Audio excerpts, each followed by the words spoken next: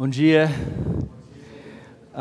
Hoje nós vamos continuar nossa série em Filipenses, né? A gente chegamos no capítulo 4 do livro da carta de Paulo à igreja em Filipos. Mas antes obrigado, Ginê. Queria contar um pouco da minha vida. Quando eu era criança, eu era muito briguento. Assim, muito. Eu sempre me achava em brigas. Assim, todo ano eu fui apanhar da minha professora na escola por causa de brigas. Então eu lembro assim que a maioria das vezes era alguém chegava, né, fazer um bullying comigo, com um dos meus amigos, e eu sempre entrava na briga. E um dia, igual filme, assim, esse cara, ele era famoso bully da nossa escola, que chamava Danny. E Danny, ele chegou para eu e meus amigos, começou a atormentar a turma, assim. E depois da escola, eu sempre ia para a loja do meu tio que chamava Red. Vermelho era o nome dele. Então você pode imaginar já o conselho que ele me deu, né? Ele falou comigo, ele falou: Jeff, você está vendo esse punho aqui? A próxima vez, antes dele falar qualquer coisa, você bate direto no nariz dele, assim. Aí eu fui, o próximo dia, ele chegou pra gente na turma, eu fui. Assim, eu nem esperei ele falar alguma coisa, eu nem lembro se eu acertei ou não, eu só lembro. Estava no chão, ele estava em cima de mim, estava rolando, se sujando a roupa e machucando. E depois, né, a professora me levou para o diretor da escola e tal. E então, é um caso engraçado, né, porque eu era criança, mas esse tipo de coisa, se fosse continuar, né, eu ia ser preso hoje, né, se fosse continuar assim, mas eu acho que nós temos uma natureza e nós temos um certo jeito de reagir aos conflitos, né? Às vezes é de brigar, às vezes é de fugir. E a maioria das vezes, eu confesso, assim, até hoje, eu sou levado pela minha natureza em vez de andar, né, no espírito, no novo homem, né, que eu sou. E então hoje nós vamos falar especificamente sobre conflito. E nós vamos ver uma pequena passagem, um pequeno trecho aqui da carta, quando Paulo, assim, é muito incrível, ele chama a atenção de duas pessoas por nome. Assim, você imagina, eu fico pensando que essas pessoas faziam parte dessa igreja, assim, da cidade. Então imagine que era assim, bastante gente. Essa carta foi inspirada pelo Espírito Santo, colocou os dois nomes deles lá que continuam para sempre, né? Esses dois, né? E o conflito delas são duas mulheres. E então leia comigo aqui em Filipenses 4. De 1 a 3. E vou ler aqui no NVI. Está escrito assim: Portanto, meus irmãos, a quem amo e de quem tenho saudade, vocês que são a minha alegria e a minha coroa, permaneçam assim firmes no Senhor, ó amados. O que eu rogo a Evódia e também a Sintique é que vivam em harmonia no Senhor. Sim, e peço a você, leal companheiro de jugo, que as ajude, pois lutaram ao meu lado na causa do Evangelho, com Clemente e meus demais cooperadores. Os seus nomes estão no livro da vida. Então, é bem curto a passagem de hoje, mas eu acho que nós temos muito para aprender com essa pequena passagem. Então vamos orar e depois a gente entra no texto. Deus Pai, confessamos, Deus, talvez seja uma das áreas mais necessárias, Deus, para a gente aprender e de ser transformados, Deus. Então, Deus Pai, nos dá ouvidos para ouvir. Deus, nos dá um espírito submisso a Ti, Deus. E pedimos, Deus, a Sua operação em nós para nos renovar, nos transformar, de nos lembrar que somos perdoados e para nos fortalecer, Deus, porque igual cantamos, Deus, hoje, quando nós somos fracos, é assim que somos fortes, Deus, porque a Sua força é aperfeiçoada em nós, Deus. Então, Deus Pai, me ajude, Deus, de falar as Suas palavras, Deus, de falar aos corações. E para a gente aprender juntos, como um corpo, e não individualmente, Deus. E eu te peço tudo isso em nome de Jesus. Amém.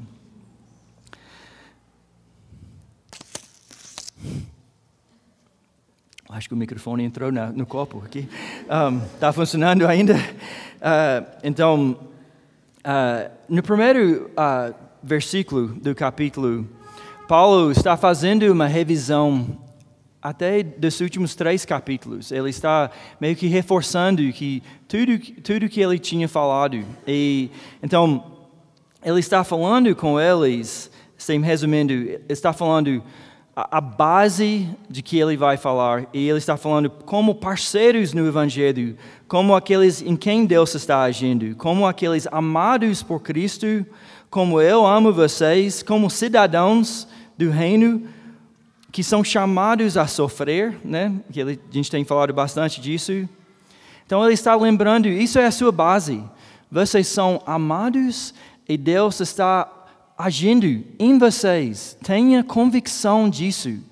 Gente, isso é tão importante. Ao ler isso, você tem que ter convicção que Deus está atuando em você. Cada um de vocês. Se você tem Cristo, Ele está fazendo uma obra na sua vida de transformação. E Ele chama eles de irmãos, né? Então Ele está falando como irmão em Cristo. Então ele fala, essas palavras são do seu irmão, quem ama vocês, está participando da obra que Deus está fazendo e deseja ver essa obra completa. E quem, por causa do meu grande afeto por Cristo e meu desejo de ver a glória de Deus, está cheio de alegria pelo que está acontecendo em Filipos. Eu acho essa parte tão legal que Paulo está dizendo assim, falando do ânimo dele, da obra de Cristo na vida deles. Ele vai falar agora de um conflito, que continua sendo um conflito, mas mesmo assim, ele fala de uma posição de ânimo com a obra que Deus está fazendo.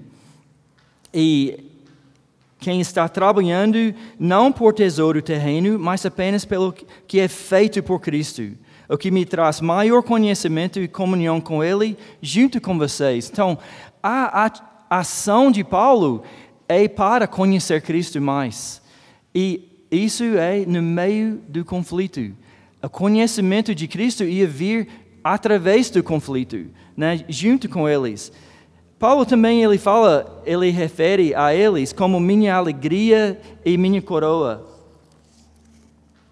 O que ele quer dizer com isso, né? Tão estranho de chamar alguém de coroa, mas o que ele está dizendo é, primeiro, é importante lembrar que Paulo não precisava de recompensa. Ele não estava agindo por recompensa, algum retorno deles. A gente vai ver daqui a semana que vem, talvez, daqui 2 semanas, quando Paulo fala, aprendi o segredo de viver contente em toda e qualquer situação, seja bem alimentado, seja com fome. Paulo não estava dizendo, assim, precisando algum retorno deles. Ele não estava buscando algo que eles coroa no sentido de uma recompensa, mas ele estava falando que a participação deles no reino completava a alegria dele e aumentava sua alegria por sua participação no reino. Então, quando Paulo via eles experimentando a alegria, isso aumentava a alegria deles, porque eles dividiam a mesma alegria. Então, ao ver eles alegres, no processo de santificação, isso deixou ele mais alegre também. Então, ele participava junto com eles na sua alegria. E sua recompensa, se a gente for falar assim, por causa do seu grande amor por eles, que veio do amor que Cristo tinha para ele, era vê-los andando na verdade. Então, o que mais deixava ele feliz era ver a igreja andando na verdade e não na sua natureza, né? De não, ele ia ficar triste de ver eles voltando ao velho homem, apenas as paixões, a natureza, e não andar naquilo que eles tinham recebido, né? Ele tinha dado o presente do Evangelho, e se eles estivessem deixando de lado, ele não teria a alegria de ver eles andando na verdade. Por quê? Porque isso não faz bem. O pecado destrói as nossas casas. Então, ele desejava de ver esperança assim, e transformação na vida deles. E a última coisa, nesse primeiro versículo, ele fala, permaneçam assim firmes no Senhor. Firmes no Senhor. Então, a gente tem visto a questão do sofrimento, que eles estavam passando por um momento de oposição, medo, perigo, engano. Eles estavam enfrentando uma oposição, mas ele estava falando, fiquem firmes. Mas como? Sabendo que Deus, voltando assim, repetindo de novo, sabendo que Deus está agindo em vocês. Isso traz firmeza. Sabendo que a sua obra terá um grande final. Isso traz firmeza no processo. Sabendo que Deus tinha salvo eles, né? E a salvação era garantia que Deus lhes deu uma nova cidadania, de dentro para fora, né? Uma cidadania no reino que é crescente e resistente à oposição. Então, era para eles permanecerem firmes, retendo firmemente a palavra da vida. E firmes, imitando Paulo. E ele falou, né, mais cedo, a semana passada, mantendo seus olhos naqueles que andam de acordo com este exemplo. Então, eles tinham exemplos de pessoas vivendo a nova vida, até no conflito. E então ele falou, o caminho é esse. Reter firmemente a palavra, segue os exemplos ao seu redor, né? E, em vez de separados, lutando unânimes, lado a lado, pelo Evangelho, com a mesma mente, amor, de pleno acordo. Então, eles estavam, em vez de olhar um ao outro como inimigo, como a posição, ele está falando, fiquem lado a lado. A sua batalha não é contra uma outra. O seu inimigo é o pecado. Vira juntos, olha para o pecado e luta contra o pecado. Isso é o que o amor de Deus faz em nossas vidas. Então, o primeiro ponto, resumindo tudo isso, é que nós encontramos nossa firmeza no poder de Deus em ação em nós. Isso é a nossa firmeza. A nossa luta contra a carne, nosso esforço no conflito vem da firmeza que Deus está junto conosco. E Deus está agindo em nós, né? Então, isso é a nossa firmeza. Agora, no segundo versículo, ele fala, o que eu rogo a Evódia e também a Sintique é que vivam em harmonia no Senhor. Então, é interessante o jeito, olha, presta atenção na forma da frase aqui. Ele fala, eu rogo a Evódia e também a Sintique. Então, ele fez essa imploração a elas separadamente, né? Ele chamou as duas, né? E em Romanos 12, 18, está escrito assim, se possível, no que depender de vocês, vivam em paz com todas as pessoas. Então, no que depender de vocês, o que ele está falando é que você tem uma responsabilidade pessoal no conflito. A sua responsabilidade não depende do outro, o que eles estão fazendo. Você não espera a outra pessoa ter uma ação. Você tem sua própria responsabilidade pessoal, né? Se possível, no que depender de vocês, vivam em paz.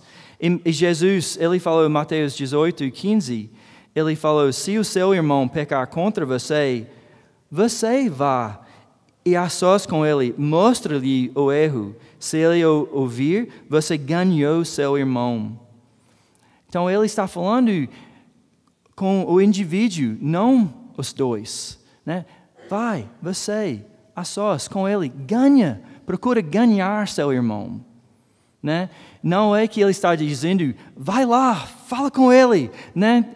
Mostra para ele o que ele fez, né? Ele está falando, vai, busca ganhar seu irmão, né? Como Cristo fez conosco. Quando ainda éramos inimigos, Ele morreu em nosso lugar. Então, nossa ação é de mostrar, de ter a mente de Cristo, né? De buscar, de ir. Então, nós temos uma responsabilidade individual no conflito.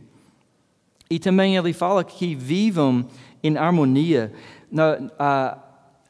A coisa aqui, ele está falando que vocês pensem no Senhor. Literalmente seria isso. Então, isso é ele está voltando para capítulo 2, quando ele falou, completa a minha alegria tendo o mesmo modo de pensar, o mesmo amor, um só espírito e uma só atitude.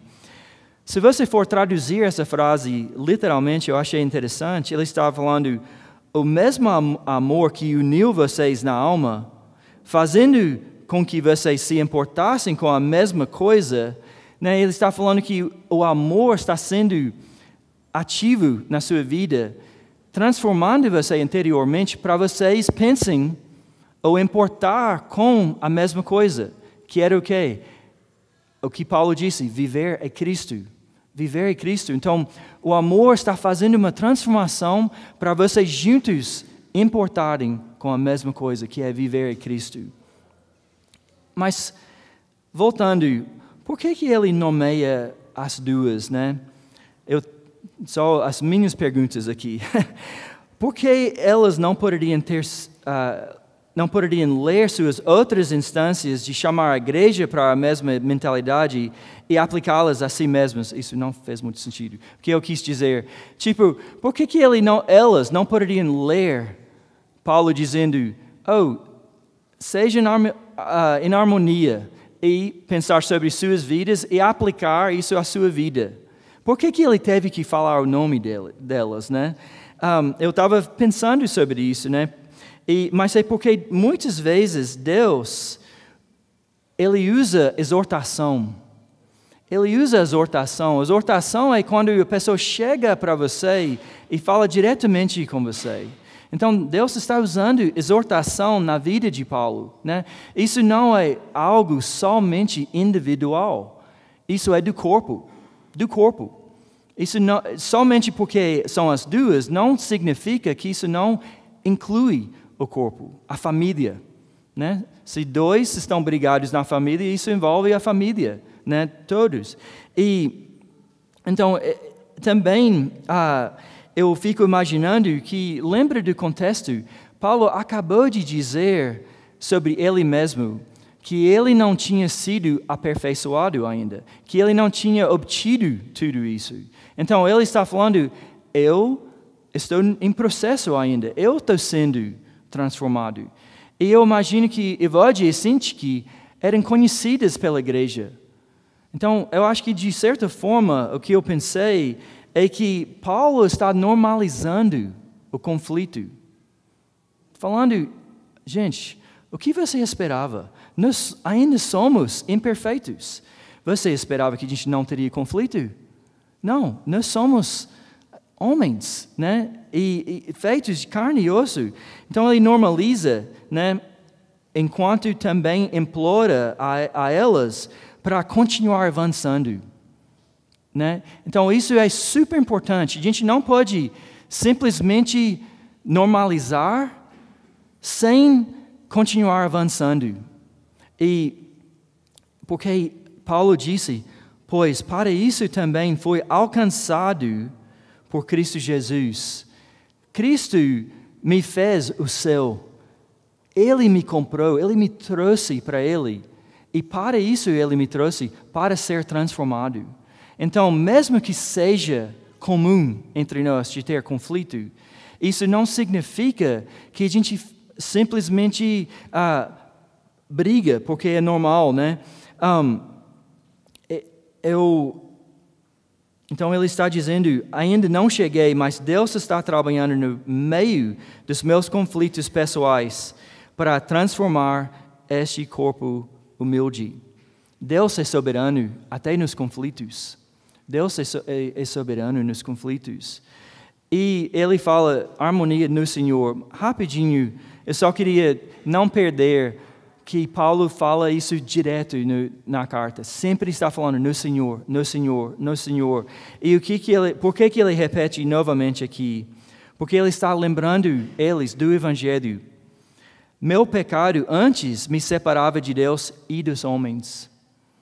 Isso era a minha vida. Eu vivia assim, literalmente, né? No caso que eu contei, eu vivia de brigas, eu vivia separado dos homens.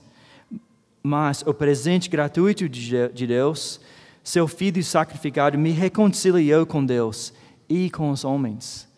Quando Deus fez a sua reconciliação, Ele não somente me reconciliou com Ele, mas Ele fez o necessário para me reconciliar com os outros, né? Como? Porque Ele me perdoou sendo pecador, para que eu, para ter como perdoar os outros, né? Então, perdoamos como fomos perdoados. A semana passada, Daniel Lima, ele leu a primeira tese do Martinho Lutero, que está escrito assim: quando nosso Senhor e Mestre Jesus Cristo disse, arrependam-se, Ele quis que toda a vida dos crentes fosse uma de arrependimento. Toda a vida é uma vida de arrependimento. A gente vive uma vida de arrependimento. A nossa humildade, a maior marca de humildade na vida cristã é arrependimento. Não é de você andar assim, de certa forma, usar uma roupa, falar de um jeito. A vida humilde é uma vida de humildade, de arrependimento. Nessa última semana, talvez menos, eu tive que fazer grandes reconciliações por minha parte. Eu tive que pedir perdão a pessoas muito próximas de mim. E o que eu tenho visto com quase 50 anos de vida é que isso é normal. Isso é a minha vida. E às vezes eu tenho que reconhecer, eu sou devagar para aprender, mas prossigo para o alvo, eu tenho que avançar, né? E nós temos que avançar. Então, não nos contentamos com conflitos, nem nos resignamos a brigar só porque somos humanos, e isso acontece. Nos resistimos, avançamos, prosseguimos para alcançar o alvo, pois para isso também foi alcançado. Então, resumindo, não somos perfeitos. Conflito vai acontecer, mas ainda assim prosseguimos para conhecer Cristo e sua transformação em momentos de conflito. Podemos conhecer Cristo no conflito, se não desistimos. E por último versículo aqui, versículo 3. Sim, e peço a você, leal companheiro de jugo, que as ajude, pois lutaram ao meu lado na causa do Evangelho, com Clemente e meus demais cooperadores. Os seus nomes estão no livro da vida. É muito interessante que Paulo usa essa última parte da frase, seus nomes estão no livro da vida. Isso lembra a gente de alguma coisa? É exatamente o que Cristo falou. Em Lucas 10:20, Cristo falou, contudo, alegrem-se Não porque os espíritos se submetem a vocês, mas porque seus nomes estão escritos nos céus. Então, Paulo está voltando e lembrando eles da base. Isso é a base, isso é a coisa, tipo, nós temos essa base aqui, nossos nomes estão escritos no livro da vida. Vamos não assim descer mais que isso, vamos sempre manter isso como a base. A gente não pode esquecer disso do seu próximo. Os nomes deles estão escritos no livro da vida, né? Não esquece disso sobre você. Seus nomes estão escritos no livro da vida. Mas o que isso significa no contexto de conflito? O conflito não é um sinal de que não há vida, o motivo para alegrar-se. O conflito não é sinal que não há vida, que não há uma obra acontecendo em nós e que não há razão de alegria. Ou mesmo você sendo humilhado, sendo surpreso no pecado, de ter ofendido todos os seus amigos, você pode se alegrar que seu nome está escrito no livro da vida e prosseguir para o alvo, né? Isso é a chave, né, da vida cristã. Senão, nós vamos nos defender a qualquer custo. Senão, nós vamos nos isolar no momento do conflito e nós vamos fugir. Somente com essa identidade em Cristo é que a gente aguenta, a gente suporta críticas. Senão, a gente não tem como receber uma crítica. Porque isso abala a nossa identidade. Mas com uma identidade em Cristo, a gente consegue ouvir. A gente me fala de novo, desculpa, eu estava me defendendo, me fala de novo. Né? E isso é essencial. E outra coisa, a gente está chegando à parte prática, ele fala, ele pediu ao companheiro de ajudar elas, de ajudar. Então, ele chama... isso é super interessante aqui. E se eu me lembro, eu não cheguei a estudar isso, mas agora estou lembrando, que eles não sabem se ele estava chamando a igreja ou se ele estava chamando um indivíduo, né? Mas nós vamos tratar como se fosse um indivíduo, porque nós estamos falando de nossa responsabilidade pessoal. Mas ele está falando, além de chamar Evódia e Sintique, ele está falando de um terceiro. Olha que interessante. No conflito, ele não somente chamou as duas, mas ele chamou mais alguém para chegar e ajudá-las. Né? E por quê? Porque ele falou, ele está chamando nossa atenção e lembrando-nos que nós precisamos de ajuda. Nós precisamos de ajuda nos conflitos. Primeiro, você não é perfeito, eu não sou perfeito. Precisamos de ajuda. Se fazemos parte do corpo e fomos feitos para o corpo, conectados a outros membros, com outros dons, com suas próprias fraquezas, habitados pelo Espírito, nós vivemos num contexto de ajudar um ao outro.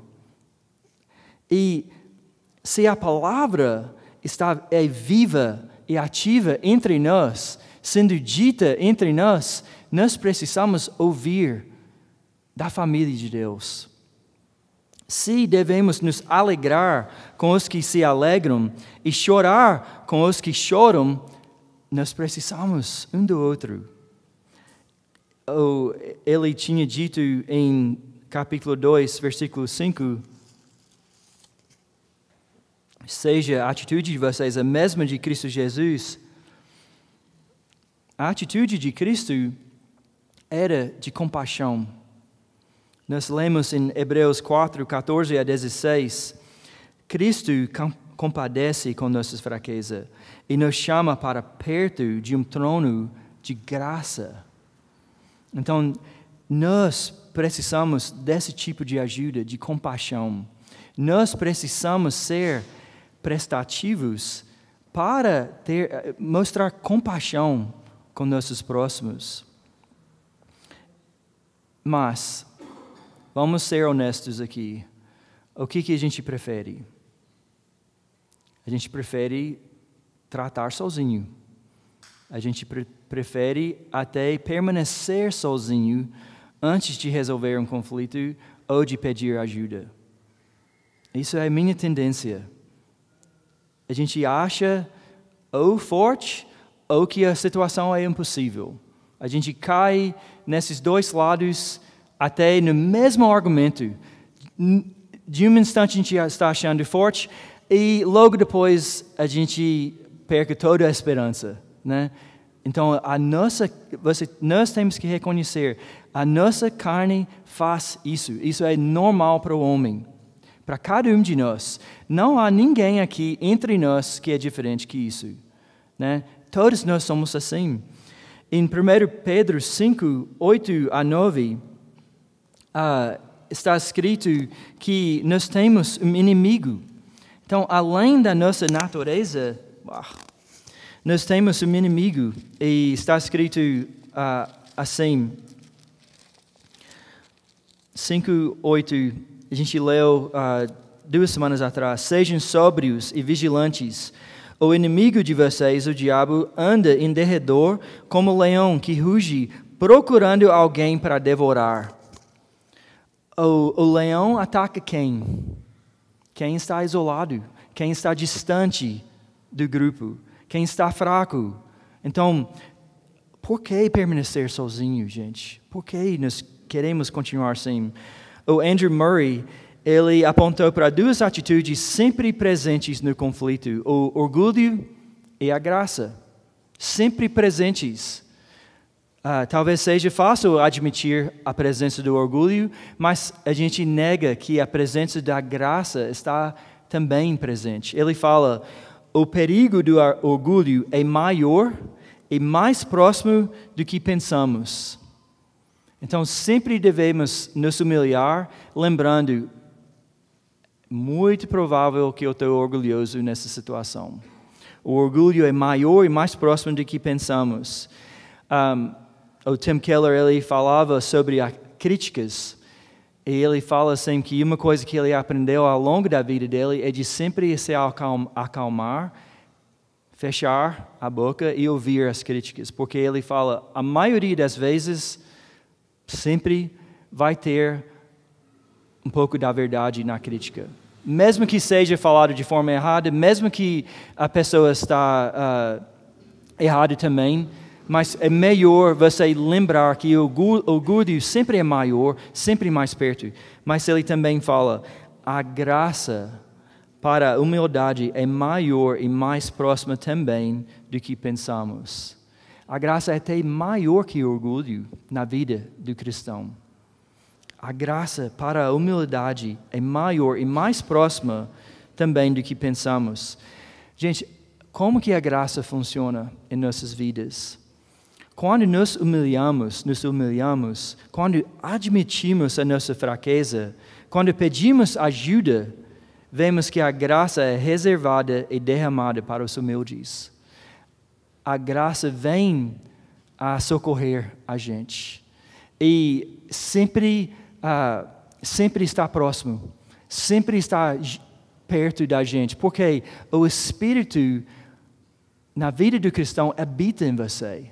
Então, Ele está pronto para te dar o quê? A graça, para ser ativo na sua vida, para trazer humildade, para reconciliar as nossas vidas. Então, resumindo esse último ponto, por causa da nossa alegria fundamental, nossos nomes estão escritos no livro da vida, podemos ser humildes. E a humildade torna possível encontrar ajuda, né? A humildade torna possível receber ajuda. Então, na prática, como que a gente pode, como que isso pode ser refletido em nossas vidas? Eu quero fazer uma pergunta. Você é alguém que ajuda? Você é uma amiga prestativa? Então, nós estamos falando ele estava falando com Evodia e Sintique, mas ele também chamou seu companheiro para ajudar. E eu quero pensar dessa forma para aplicar esse texto. Você é alguém que ajuda? Então, como podemos realmente ajudar no conflito? São 3 coisas. A primeira coisa é a oração. E eu não falo isso só para incluir a oração, mas de verdade. Paulo tinha dito em 1º capítulo, versículo 9, esta é a minha oração, que o amor de vocês aumente cada vez mais em conhecimento e em toda a percepção, para discernirem o que é melhor. Então, ele estava ativamente orando por amor crescer no corações deles, né? E o amor traz discernimento. Isso é a coisa fundamental na reconciliação, que nós voltamos a lembrar do nosso amor ao nosso próximo e que isso traz discernimento. Porque o nosso mundo vive de outra forma. O nosso mundo vive em torno de direitos. Qual é meu direito aqui? A gente vai resolver esse conflito sim, mas vai ser em torno dos meus direitos e não amor e discernimento a partir do amor.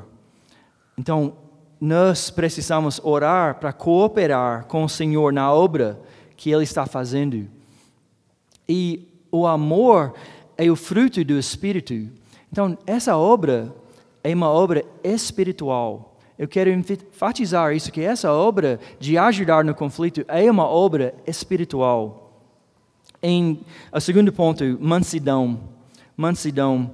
Em Gálatas 6:1 está escrito, irmão, se alguém for surpreendido em algum pecado, vocês que são espirituais deverão restaurá-lo com mansidão. Cuide-se, porém, cada um, para que também não seja tentado. Levem os fardos pesados uns dos outros e assim cumpram a lei de Cristo. Só quero ver em outra tradução aqui, a palavra é surpreendido também. Essa palavra surpreendido, o que eu entendi no grego é de estar sem como sair. Você está de repente agarrado ou atolado no pecado. Você está passando muito tempo ali. Porque todos nós pecamos, mas nesse caso a pessoa está assim, não consegue sair, né? Então, mas presta atenção, ele fala, vocês que são espirituais, restaurá-lo com mansidão. Tome cuidado para você não ser tentado. Isso é muito prático de lembrar, né? Então, nós, como mansos no Espírito, devemos procurar intervir no conflito, mas com mansidão. Assim, você também é de carne e osso, é muito fácil você cair no conflito. A maioria das vezes nós entramos no conflito, alguns de nós especialmente entramos no conflito, né, dos outros, mas a gente entra já com uma decisão feita de qual lado que nós vamos apoiar, e também nós começamos a sentir a mesma raiva da pessoa, né, mas não, ele está falando, entra com mansidão, porque você também é carne e osso, e assim, tomando cuidado para você também não ser tentado. E vocês que são espirituais, então isso é pelo Espírito. Mansidão também é um fruto do Espírito.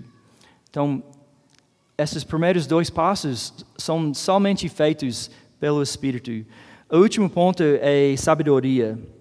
Em 1 Coríntios 6:1 está escrito assim, se algum de vocês tem queixa contra outro irmão, como ousa apresentar a causa para ser julgada pelos ímpios, em vez de levá-la aos santos? Versículo 5. Digo isso para envergonhá-los. Acaso não há entre vocês alguém suficientemente sábio para julgar uma causa entre irmãos? Acho muito impressionante o jeito que Paulo coloca aqui, que ele fala assim, suficientemente sábio. Tipo, ao tratar esse assunto com santos, no corpo, na família de Deus, um pouco de sabedoria, um pouco de mansidão, um pouco de amor, já é muito mais que você vai receber do lado de fora. né? E ele está falando, não há ninguém entre vocês, né, que pode ajudar vocês. Então, na sabedoria dos santos, resolvemos disputas. A sabedoria deve vir de dentro do corpo. Então, recorra ao corpo para receber ajuda. Em Tiago 3,17 está escrito assim, mas a sabedoria que vem do alto é, antes de tudo, pura. Depois, pacífica, amável, compreensiva, cheia de misericórdia e de bons frutos, imparcial e sincera. Então, para ser um bom amigo, você precisa da sabedoria que vem do alto.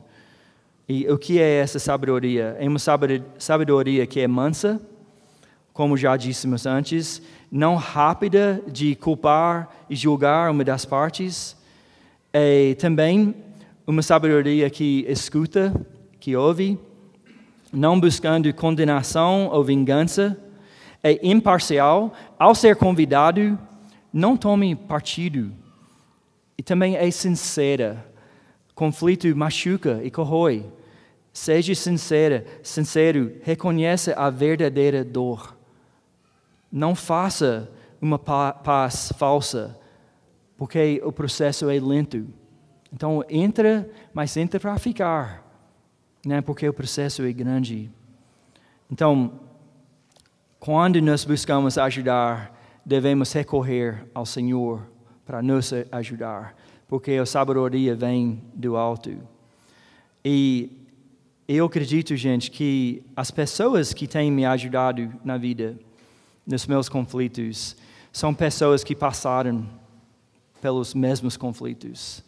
Então, ao passar por esses conflitos que não parecem que têm fim, que parecem ser tão dolorosos, se vocês forem treinados ou se vocês forem exercitados por isso, vocês vão sair disso com as marcas de Cristo, a obra sendo feita na sua vida, e assim vocês vão poder ajudar os outros. Vocês lembram com Pedro que Jesus estava indo para a cruz e Pedro falou, eu nunca vou te abandonar. E Jesus falou, antes, né, daqui a pouco você vai me negar 3 vezes, alguma coisa assim, mas depois que você é restaurado, fortalece os seus irmãos. Então, ao passar dos conflitos, nós temos a possibilidade de ser a obra de Cristo, de poder testemunhar de como foi, como está sendo, como está sendo, porque nós não somos perfeitos, né? E assim, abençoar seus próximos. Então, quando nos encontramos em conflito, ou perto de um conflito, peça ao Senhor por amor em seus corações, vá com mansidão e busque a sabedoria divina e não humana. Né? Nós, para viver isso, gente, a gente não consegue ir sozinho. Nós precisamos da família de Deus. Assim. E, pelo menos, o meu testemunho, claro que conflito faz parte da transformação de qualquer pessoa, mas na minha vida pessoal é a coisa que mais tem me transformado, a coisa em que eu constantemente luto é conflito. Assim, eu sou uma pessoa conflituosa, assim, porque eu sempre estou passando por isso, mas é a área onde eu mais experimento o amor de Deus na minha vida, é onde eu mais experimento a transformação, de eu aprender quem eu sou em Cristo, e também de aprender de importar com meus próximos, e não somente de mim mesmo. Então, essa é a minha oração para a gente, né? Que nós sejamos um corpo assim. Vamos orar. Deus Pai, nos dá um coração humilde e manso, que entende bem do seu amor conosco. Deus Pai, também nos faz um corpo ativo, uma família prestativa, que sempre está pronto a socorrer o seu irmão, de ajudar nos conflitos. Mas Deus Pai, nos protege de nós mesmos. A gente pode fazer tanta danos com isso, indo com nossa própria sabedoria e sendo levado pelas paixões. Nos ajude, Deus, de ter a sua sabedoria, que é imparcial, que é cheio de amor. E essa é a minha oração, Deus. Em nome de Jesus. Amém.